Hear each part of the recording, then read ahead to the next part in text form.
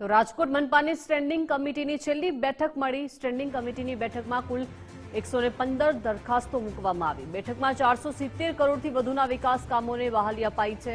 કુલ 115 દરખાસ્તોમાંથી 108 દરખાસ્તોને બહાલી આપવામાં આવી છે।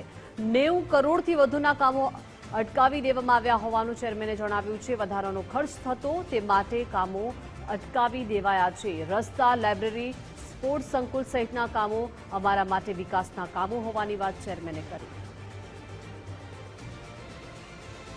ખર્ચ ઉપર કંટ્રોલ અને નિયંત્રણ રહે એટલા માટે આજની સ્ટેન્ડિંગ કમિટીની અંદર અંદાજિત કહું છું હું આપને કે 90 કરોડથી વધુના કામો આજે અમે લોકોએ અટકાવ્યા છે કે ક્યાંક અમને વધુ પૈસા લાગ્યા છે, ક્યાંક અમે રીટેન્ડર કરાવી નાખ્યું, ક્યાંક અમે નામંજૂર કરી છે કે ભાઈ આ દરખાસ્તની કોઈ જરૂરત નથી। રાજકોટ શહેરને સંપૂર્ણપણે પારદર્શકતાથી ડોક્ટર માધવ દવે અમારા શહેર ભાજપના અધ્યક્ષની અધ્યક્ષતાની અંદર ખુલ્લા મને ચર્ચા થાય છે।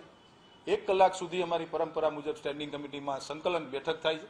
ત્યારબાદ અધિકારીની બેઠકની અંદર આજે 470 કરોડના કામોની આજે અમે લોકોએ સર્વે મંજૂરીની મહોર આપી છે।